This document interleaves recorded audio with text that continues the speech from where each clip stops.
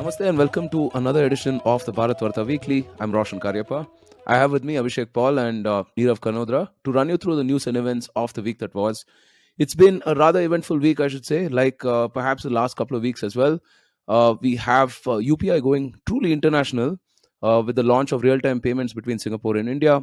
And in a bit of a surprise move, the US nominated former MasterCard CEO Ajay Banga for the head of the World Bank.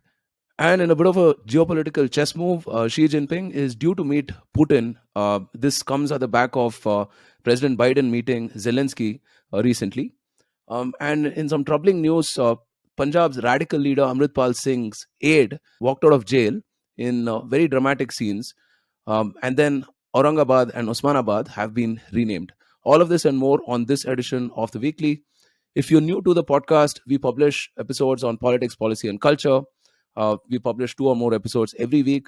Do follow or subscribe to us on your favorite platforms to stay tuned to all of this amazing content. If you're a returning visitor, do consider rating us, reviewing us so more people can discover all of this content. All right, Abhishek, Nirav, how's it going? Nirav, did you try the UPI payments? No, so I realized that I need an account right now. It's just pilot, so I need an account with Singaporean DBS Bank. I just have one bank account here with Citibank, and so I'm going to create one. I'm going to create one.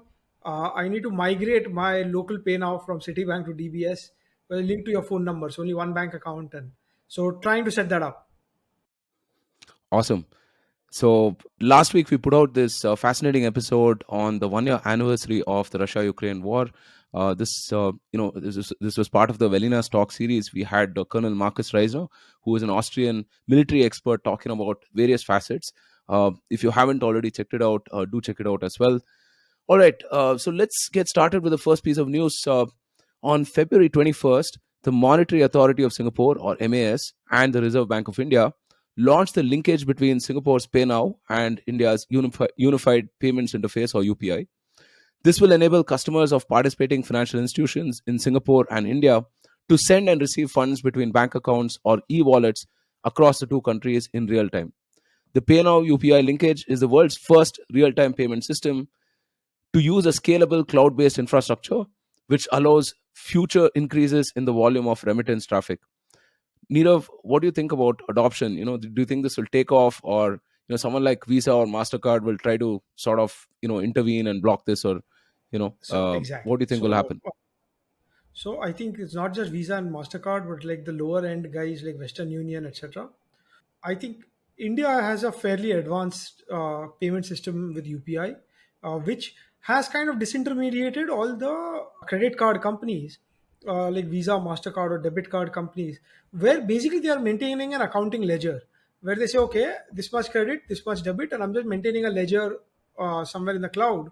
And for that, they charge the merchants about 2%, or if not 3% fees, right? So that's a very lucrative business. And that was there everywhere in the world. Now people are moving ahead. China has been way ahead. Singapore on it has its own like fintech sandbox, and they have the system Pay Now, which is very similar to UPI, which is like mobile phone linked or QR code based payments, where you can buy groceries or any sort of things. So those payments are made. They're made real time, and you get a text notification immediately, right? So basically, the world has moved to that step quite easily. Now the next part is cross border. So cross-border is a big problem because you have one is a currency conversion, where like not just the credit card companies or like banks, people having to make remittances. They get charged for like one what they call old-fashioned name telegraphic transfer charge plus an FX conversion charge. So it's not very clear at like what rate, or maybe in Singapore the participating banks right now it is DBS, and in India it is SBI, ICICI, Indian Bank, and Indian Overseas Bank. So these four are the participating banks. So now, first is there's a lot of Indian diaspora, right from low-end construction workers or domestic helpers, etc., all the way up to like CEOs of companies and extremely rich NRIs who are living and have set up family offices here, right? So you have like a lot of linkages with India. You have a lot of people who travel to India back and forth. So one is for a construction worker, maybe making payments for uh, like utility bills, for example, for his family, that can be done seamlessly, right? So you can pay utility bills from Singapore over there.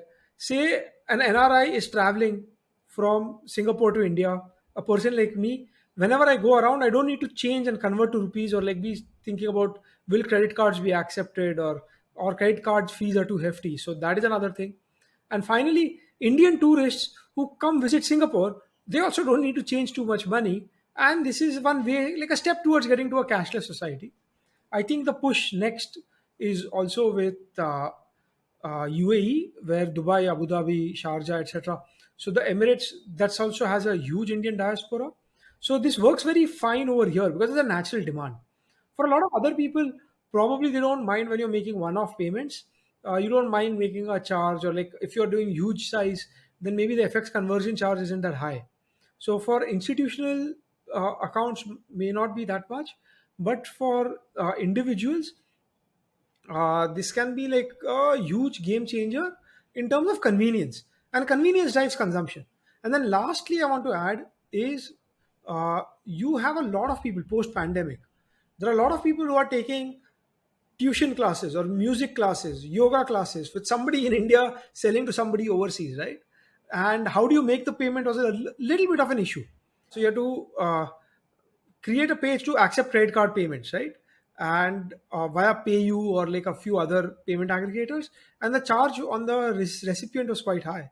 So this is reducing friction, and I think like convenience and like reduction of friction drives consumption. So I think there'll be a lot more cross-border services as well. A lot of people, I know people who are attending like Sanskrit classes or like some music classes, etc., right? Or like even tuition classes. That has become pretty much remote. So for like a lot of people in India, they can sell their services outside and be paid easily without a lot of hassles. All this comes directly to your bank account, so this can be easy to pay your tax and easy to file for everything. So it's pretty good, and this is just like a test thing starting. We might go towards a world where cross-border payments become a lot more seamless. Already, I thought it was pretty cool with the current credit card system, but I thought I was paying for the friction and I was accepting the cost. Now maybe this goes up another level altogether. Absolutely. As the world gets flattened, I think, I mean, making payments seamless across borders is something that I think everyone should strive for, right? I mean, in India, especially, the beauty of the Indian internet is it's also monetizable because of the UPI, right? And you've seen massive adoption. Just I was looking at some stats from 2022. UPI enabled 2,348 transactions every second in 2022, which is crazy, right? And the total transaction value for 2022 was 125 lakh crores, right?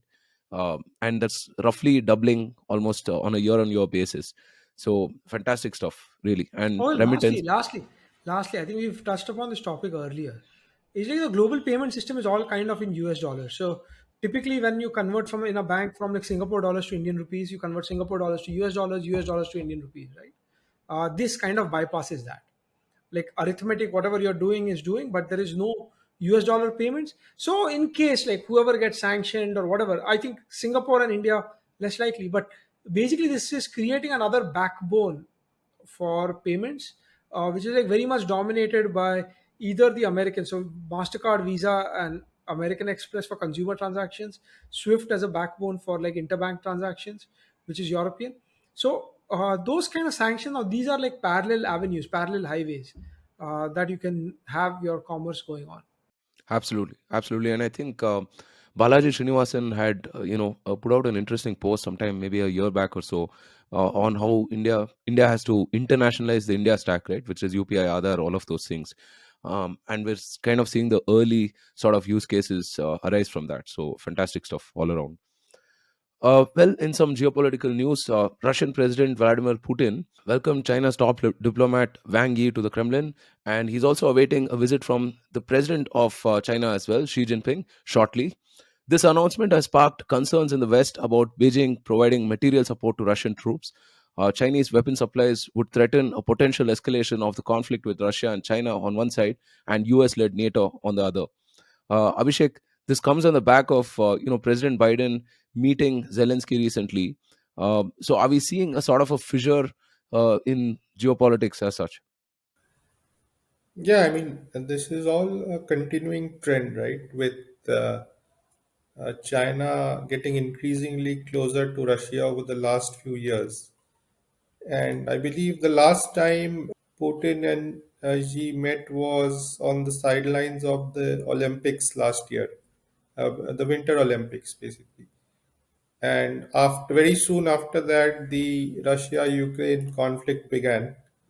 Um, they have basically called it a no limits partnership where no areas of cooperation are forbidden. So yeah, I think if you look at China's stance, it is basically been suggesting that the conflict should end and has been urging restraint and saying that the dispute should be settled by peaceful means. So perhaps this is also an opportunity. Chinese are thinking that they could sort of broker some sort of peace. I understand that some news items are suggesting even Zelensky wants to meet Xi Jinping soon, maybe even sooner than the Xi Jinping visit to Russia. So yeah, I mean, it would be interesting to see how China tries to use this opportunity to sort of broker peace if possible, and what it does. As you said, once Chinese weapons, if they get involved in this conflict more, then that also brings more Western attention to China. Things are already sort of tense with regard to China, Taiwan, and all that, right? So yeah, the other thing you mentioned was President Biden's visit. It was officially an unannounced visit, right? Where Biden reached Kiev after a sort of 10-hour long train journey from Poland on what they are calling Rail Force One. So he basically went there and he sort of pledged America's continuing commitment to Ukraine and its people and all that. They have now announced commitment of about 2 billion in drones, ammunition, aid, etc., to Ukraine. So yeah, it's interesting times with about a very long conflict now, right? It's completed 1 year now. There doesn't seem to be any signs of this ending anytime soon either. So yeah. It's pretty crazy, right? I mean, US is, I think the level of involvement from the US is something that you have to put in perspective, because they've already spent $100 billion apparently on this, right? Which is something that they spent in 20 years of the war on terror in Afghanistan, right? So they're pretty much, I don't know. I mean, perhaps the only person who can save any future conflict would be Jerome Powell, I think, right? Increase the interest rates a little bit and make it more difficult to sort of hand out cash, right? Um, there's also this other interesting angle of, if China provides weapons to Russia, then what does it mean for India, right? Because we import weapons from Russia, and will the Chinese sort of exert some kind of influence or pressure on that side? What do you think? Yeah, I mean, the Russia-India relationship is also one of mutual benefit, right? I mean, Russians also have to export whatever they produce, right? And India is one of its, or probably is its biggest customer. So I don't think it's like a zero-sum game where the Chinese will force the Russians to pick a side between India and China. I mean, I think you could say that the Chinese Russian relationship is obviously more closer today because unlike India, they don't have to do any sort of balancing act, right? While we have to maintain good relations with Russia as well as the West.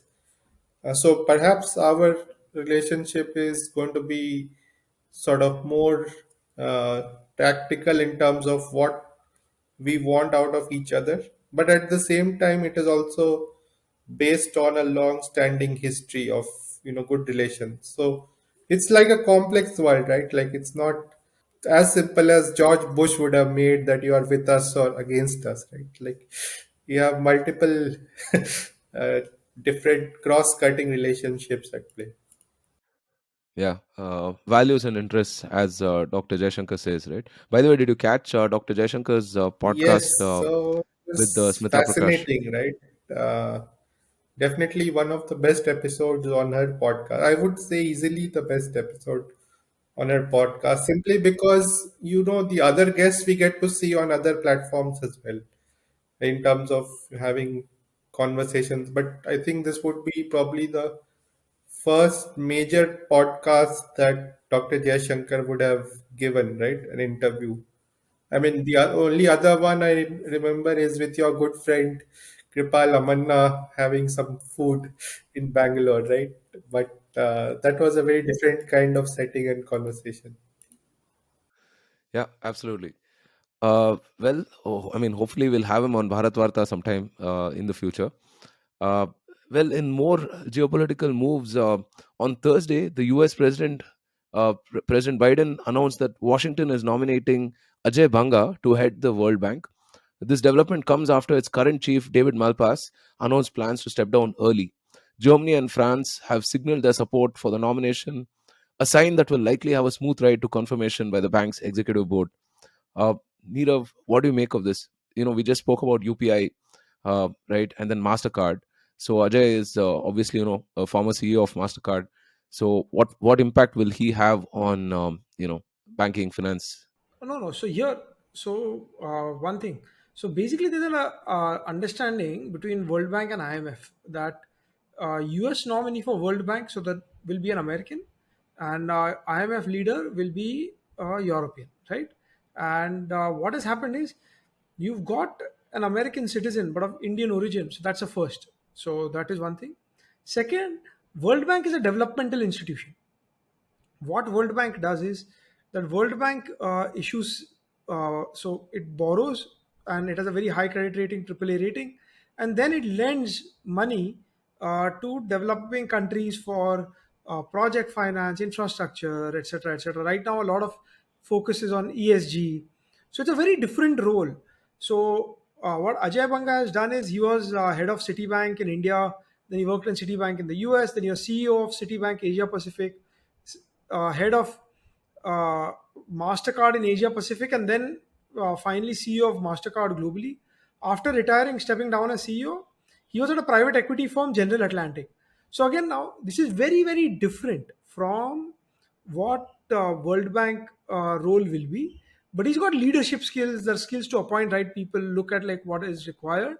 Second thing is this is also a nod that the World Bank over the years has become more of a development institution, but not so much focus on the core banking kind of like infrastructure or uh, finance has kind of taken probably like a little bit of a backseat. So now this candidate being put as the head shows that US wants a little more, you would say like actual core rigor, probably. So that's also a good thing. You can see Ajay Banga, he uh, has led like different uh, organizations in different times in different geographies. So he is a very smart and a versatile person. His brother Manvinder Banga was head of Unilever in India and also in a leadership role in Unilever headquarters in London. So these two brothers have done quite well. And another thing is in the last few years, like in the coming years, right? Both World Bank and IMF, we are going to see a lot of fragile economies collapse under their own weight. So you've had Sri Lanka already. You might see Pakistan, and this is just because they are in our neighborhood. There are a lot of African countries. Bangladesh also might have a smaller balance of payments crisis, but not a full-out default. So and this is all in our neighborhood, right? This is kind of Bangladesh might be close to what India had in 91, like a balance of payments crisis, not an outright default or whatever. And a lot of African countries, a lot of the developing countries in Southeast Asia might be under stress. And this is a time you need someone at like the World Bank who's had like global exposure, right? You had a person who's worked in India, in Singapore, in the US, in like various organizations. So it gives you a lot more versus the old like Washington consensus. You get DC insiders who have had roles as like head of World Bank, and they may not be very familiar with the rest of the world, how to operate, how to deal with them, right? So I think that's also a nice, good thing, and it'll be very, you would say, difficult, challenging, or very interesting years ahead.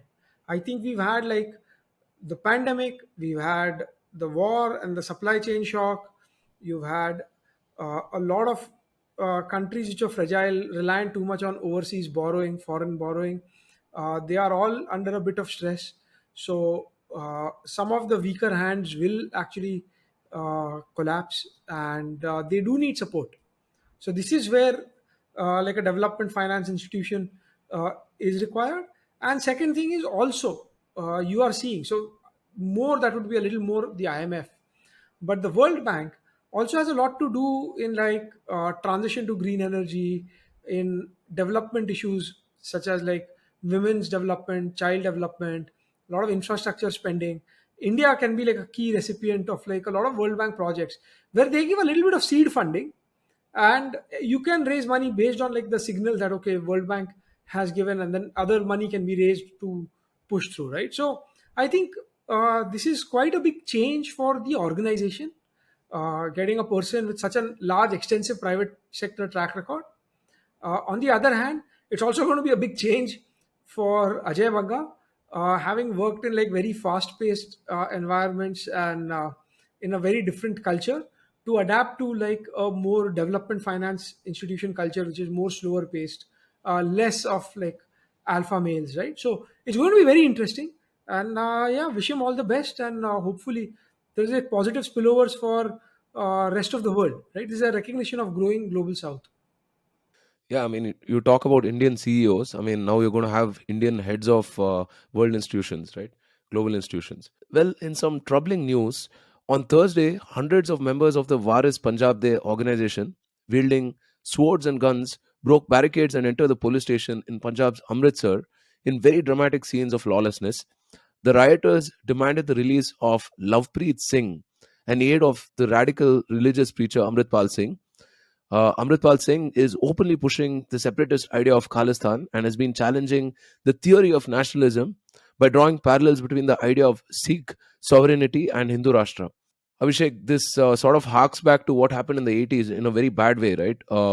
So, what do you think? I mean, this growing Khalistani movement, or rather, I mean, at least the sound bites seem to keep getting louder and louder by the day, right? So, is something that the center has to kind of step in and rectify, or probably much ado about nothing. No, definitely not much ado about nothing.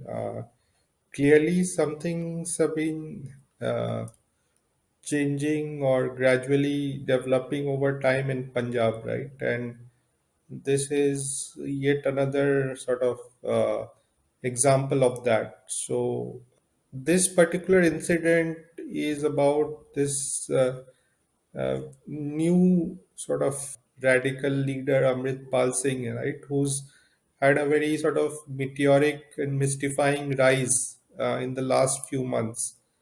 He was in Dubai for till just a few months ago, right? And he's come into the state and has suddenly, amassed a very big number of followers.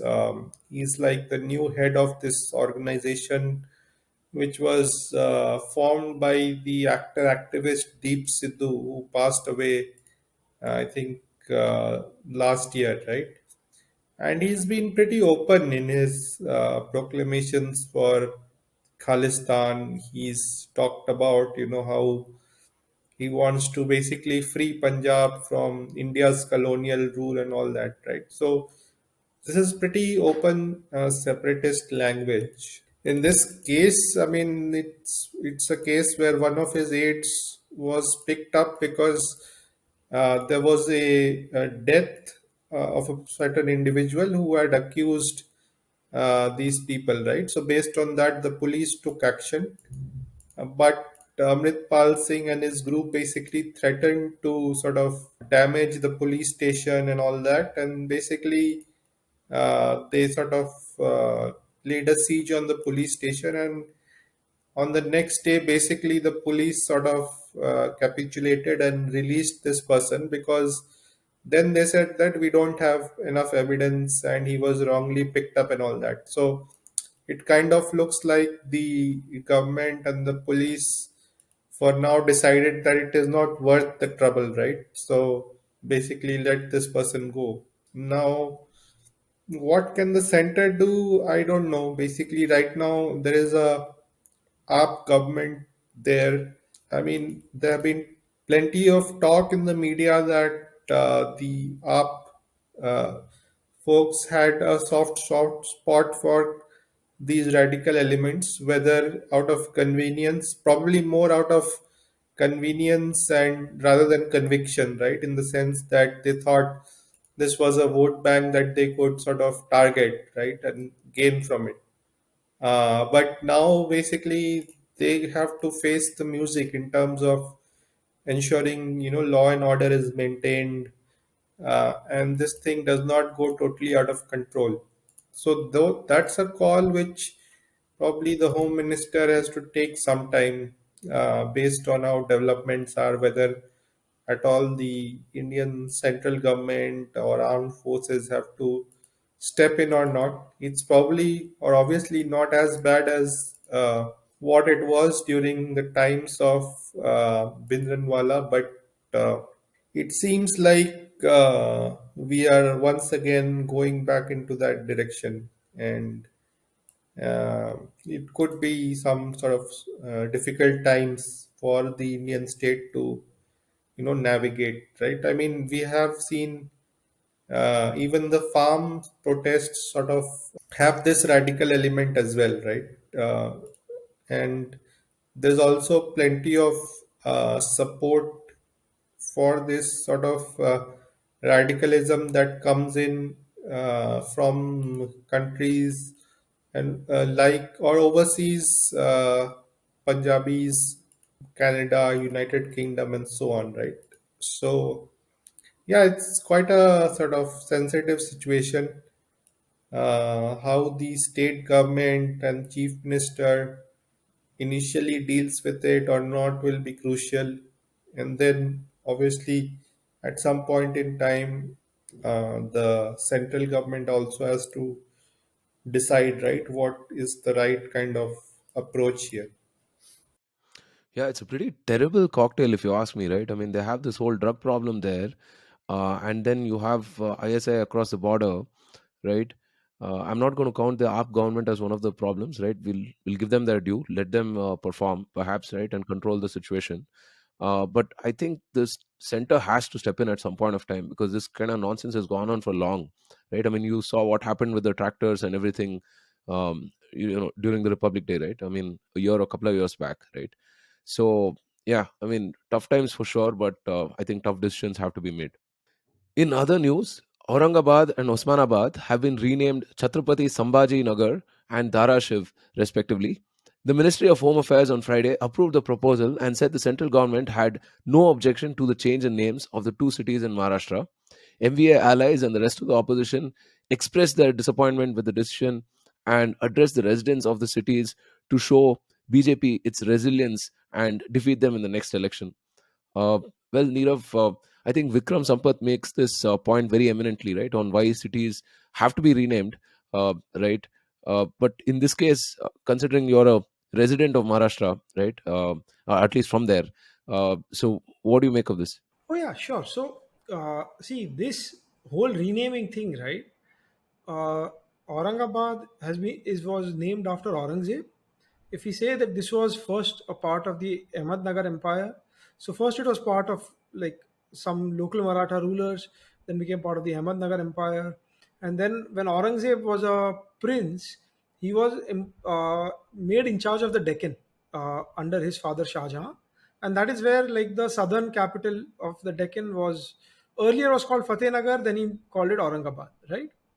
But if we see, uh, Aurangabad as a city was also a part where Shivaji and then Shivaji's son, Shambhaji. So Chhatrapati Shambhaji, they fought back and got it back, and then that was a part which came under the Maratha Empire again. So this is one thing. So renaming Aurangabad after like a Mughal ruler who was kind of, uh, let's call it, in today's world you would call him, he did a lot of human rights crimes and stuff like that. Uh, to rename it after like a local Maratha warrior who was from there, who got this back, city back, I think that the kind of makes sense. Similarly, Osmanabad was named after the Nizam of Hyderabad. This was under the Kingdom of Hyderabad. Though it is in Maharashtra, it's quite near Telangana or the old Andhra Pradesh. And so this was earlier a part of the Hyderabad's Nizam, and it's named after Osman Nizam. Osman was the last Nizam of Hyderabad till 1948, right? And here there are one caves called Dharashiv caves, which are from the 7th century AD. There are four Jain caves and two Vaishnava caves, and so this is part of the city's older culture ethos. So this is where you're saying, okay, we go from like some these we are trying to get a civilization back, etc. So this is a name change. These name changes were proposed by Balasaheb Thackeray in the 90s, if not earlier, right? So Bombay to Mumbai did happen, but Aurangabad and Osmanabad was proposed. But in 2000, they lost the election.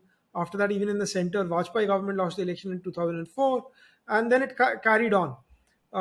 Shiv Sena, uh, the United Shiv Sena, what was with the government, just before the breakout of the Shinde party, Uddhav Thackeray had actually proposed this change, though there was a lot of opposition from his MVA allies, that is Congress and NCP.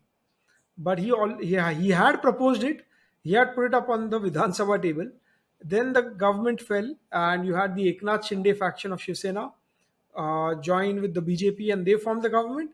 And Eknath Shinde, as a CM, has just carried forward. He was a part of that government too. He just carried forward that ahead, and they've gone ahead with it. I think, see, India is a democracy. As long as this is kind of in line with the will of the people, this is what it should be done. What you said about Vikram Sampath, absolutely. Like cities, names, all these things matter a lot, and that is why you have to be a little bit thoughtful. So that is why, like Dharashiv, it's a name of older caves. It's a, you would say, not a very famous, but a reasonably famous local tourist attraction. Like people from Maharashtra, even from Hyderabad, because or Nagpur, who are towards that part of Maharashtra, they do go and see this. There are more famous Ajanta Ellora caves. There are the Karla caves near Karjat, etc. But so this is something of like historical significance. So this name change has happened. Obviously, this is going to be very politicized. There's going to be a lot of drumming up of this. I would say like a non-issue on both sides of the spectrum. But you see, I don't know, Bangalore became Bengaluru, which is kind of similar. Calcutta became Kolkata. Bombay became Mumbai. I think we are going to see this trend keep going ahead. I don't know whether, so Madras became Chennai. I don't know whether Ahmedabad becomes Karnavati. That's also sometimes discussed. But this is a small issue. I think and this has been well debated. This has been in the public domain at least since 96, if I remember correctly. Like this was raised 1996 or just before that. Balasaheb Thackeray had put it up as an election agenda that for Shiv Sena this is very important.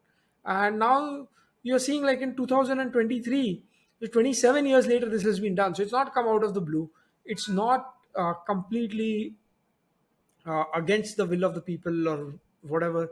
And I think this is just you're kind of moving ahead in that kind of journey of like making all names more Indianized or Indian, if at all to say, right?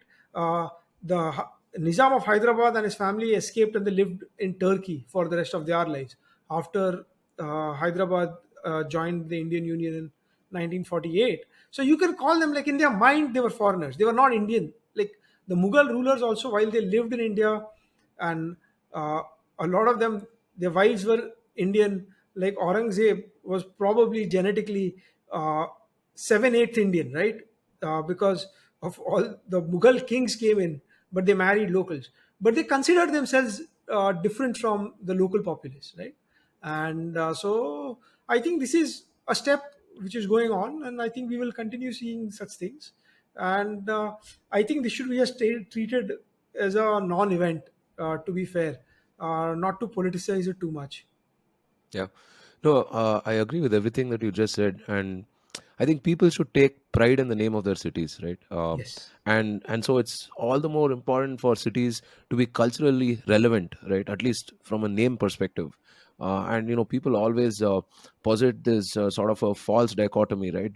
Why not build hospitals, or why not build something else in the time that we donate to renaming these things, or whatever. But I think that's just I don't know what to make of that argument. It's ridiculous, right? And just as you wouldn't have a Hitler Square in Germany, I don't think you should have an Aurangabad in India, right? It Yeah. absolutely makes no sense. So, all right, with that, we come to the end of this Bharat Varta Weekly. I just realized today is a very, very special day. Not because my voice has failed, obviously, after all of these 350 podcasts, but 3 years ago on this day, the first episode of Bharat Varta went live. So February 25th, 2020 is when we put out our first episode. It was, I think it was called Namaste Trump and a few other things, right? So we thought we'll cover a bunch of the things that were happening in Jan or Feb of that year. It was myself, Ashish Chandorkar, and Rohit Jaraman, both of whom you've heard on multiple podcasts as well. And it's been a heck of a journey, and I couldn't have done this without the folks that you see on the screen or you've heard on the podcast, Abhishek and Nirav. Really, it's been a rather tiresome journey, I should say, at times. And it's only Abhishek, Nirav, and our producer Thiru, who's behind the scenes, who have really helped me along the way. It's been a uh, I get a little emotional talking about it. It's been rather tiring at times, but I've kept it going because of you folks. And so I wanted to say thank you, Abhishek, thank you, Nirav, and thank you, Thiru. No, absolutely. And we should also highlight, given all the good work that Roshan has done in Bharat Varta and Operator Startup, the Indian Prime Minister Narendra Modi now follows him on Twitter. So we have our own celebrity. Not that Roshan wasn't already a celebrity. He's already like the famous podcaster that he is, but he just got a little bit more famous. So that I should tell you what happened that day, right? So I was kind of sick that day, and I came back home and I slept for about 4 hours straight, right in the middle of the day. And I just realized I wake up and I realize it's about 8 o'clock or something, and I just pick up my phone and I see this notification, and obviously, I mean, I thought it's a troll account, obviously, right? So, or I thought it's a pseudo account, and then I check and I had to like literally like wipe my eyes a couple of times to really see that okay, it was the prime minister indeed. But yeah, I mean, that was heck of a milestone and amazing timing, considering that this was the third year of Bharat Varta, right? So fantastic milestone, and I think it's a recognition of all of our collective efforts, I should say. So yeah, very happy about that. All right. So thank you so much, folks. Thanks for all of your love and support. We'll keep this going for another 3 years, perhaps another 20 years. Who knows? Right. With all of that help. Thank you again for being with us. We'll bring you more content. We'll discuss nuances of politics, policy, and culture, as we always do. And keep your feedback coming. Right? It helps us get better, obviously. And if this is your first time, I'm glad you hung around. Did you like the content? I hope, hopefully, I mean, you did. So follow and subscribe to us on your favorite platform so you don't miss any of this content. And if you're a returning visitor, please, please, please rate, review, do all of the good stuff so more people discover us. All right. Thank you so much, folks, for joining. From Abhishek, Nirav, and myself, we'll see you next week. Stay safe, take care, and Jai Hind. And Ah. I'm 99% done. I think it'll be done soon.